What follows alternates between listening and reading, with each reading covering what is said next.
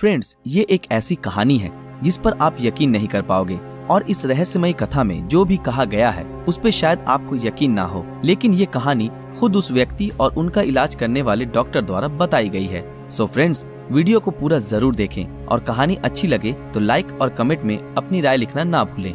एक दिन mister Richard Harris, जो कि न्यूयॉर्क शहर में एक साधारण अकाउंटेंट है, अचानक एनाकोंडा की तलाश में दक्षिण अमेरिका जाने का फैसला करता है। हाँ, ये बिल्कुल सही है, एक एनाकोंडा। और उनके सभी दोस्त उन्हें बताते हैं कि उनका विचार बहुत ही अजीब है, लेकिन हैरिस कैसा सोचते हैं और क्यों एनाकोंडा को पाने के लिए अमेज़न में जा रहे हैं ये कोई नहीं जानता। लेकिन जो भी है वो काफी जिद्दी और मौत से ना डरने वाले व्यक्तित्व हैं। उन्होंने इंटरनेट पर सांपों के बारे में बहुत कुछ सीखा था और एक दिन अपना बैग पैक कर अकेले ही अमेज़न के लिए उड़ान भरता है। लेकिन उसे जंगल और नदियों के बारे में कुछ भी पता नहीं था और किराए पर एक नाव लेता है। कुछ समय बाद वो दक्षिण अमेरिका की नदी में अपनी नाव डालकर अमेज़न की तरफ आगे बढ़ता है। यहाँ से सबसे नजदीकी बस्ती भी लगभग 24 किलोमीटर दूर है, लेकिन उसे अभी भी कुछ नहीं मिलता, तो वो निराशा के कारण अपना नाव छोड़ देता है। तभी एक विचित्र प्राणी के आक्रमण से उसकी उंगली पे चोट लग जाती है और जिसके चलते उसे अपनी उंगली गंवानी पड़ती है। इस हादसे के बाद वो काफी डर जाता है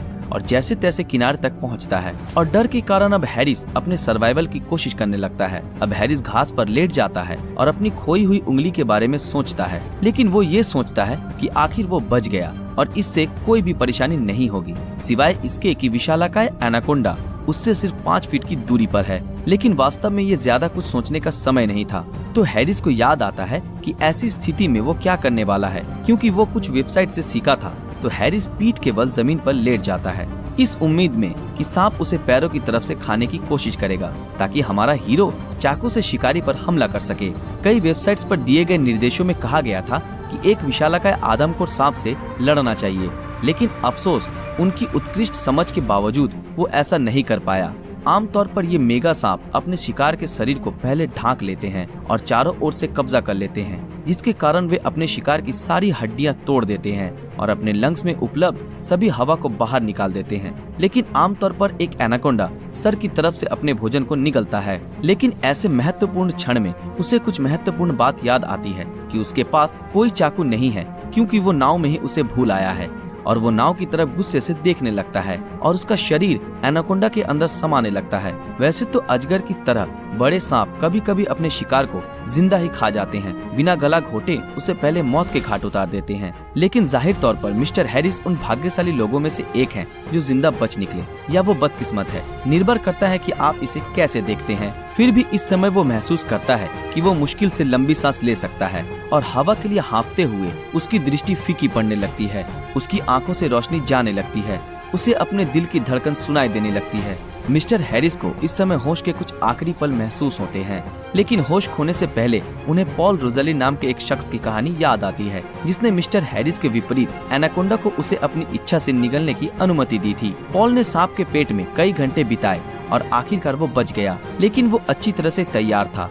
कार्बन फाइबर से बना एक सूट ने पॉल रोज़ली के शरीर को एनाकोंडा के घातक निचोड़ने और कसने वाली मसल से बचाया था। इसके अलावा एक विशेष केमिकल मिक्सचर ने उसे सांप के गैस्ट्रिक एसिड से बचाया और एक ट्यूब जो सांप के बाहर से अंदर की तरफ लगाई गई थी, उसने पॉल को सांस लेने की अनुमति दी।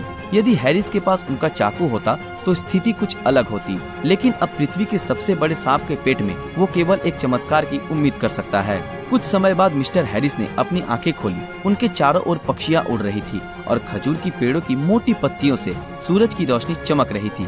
ये स्वर्ग होना चाहिए, हैरिस सोच रहा था, लेकिन किसी कारण उनका शरीर दर्द कर रहा था। वो जोर से सांस लेता है और पैरों को देखता है तो उसे पता चलता है कि ये निश्चित रूप से स्वर्ग नहीं है और वास्तव में वो अभी भी जीवित है। हैरिस देखता है कि उनके जूते और मोजे चले गए हैं और उनका पैर बहुत दर्द कर रहा है और वो अजीब से दिखने वाले लिक्विड से ढके हुए हैं और कुछ ताजे निशान हैं जो कीचड़ में उसके चारों ओर बिखरे हुए बड़े बिल्ली के पैरों के निशान जैसे दिखते हैं। इस अविश्वसनीय स्थिति के लिए केवल एक ही स्पष्टीकरण है, जब सांप शिकारियों के सामने आते हैं या कुछ भी जिसे वो खतरनाक मानते हैं, तब वे खाने के बारे में सब भूल जाते हैं और उनकी सभी उपलब्ध ऊर्जा पलायन की ओर निर्देशित हो जाती है। और अगर उनके पेट में कुछ है तो इसे जितना जल्दी संभव वो उतना जल्दी अपने शरीर से बाहर करके खाने के लिए कुछ और बेहतर ढूंढने की कोशिश करते हैं। जब एसिड के कारण हैरिस के पैर सांप के पेट में उतर गए थे तब उसके जूते और मोजे गल गए थे और उसके पैरों की त्वचा भी गलने लगी थी। लेकिन आसपास से एक जैगुआर इस घटना के बीच आ गया और सांप ने महसूस किया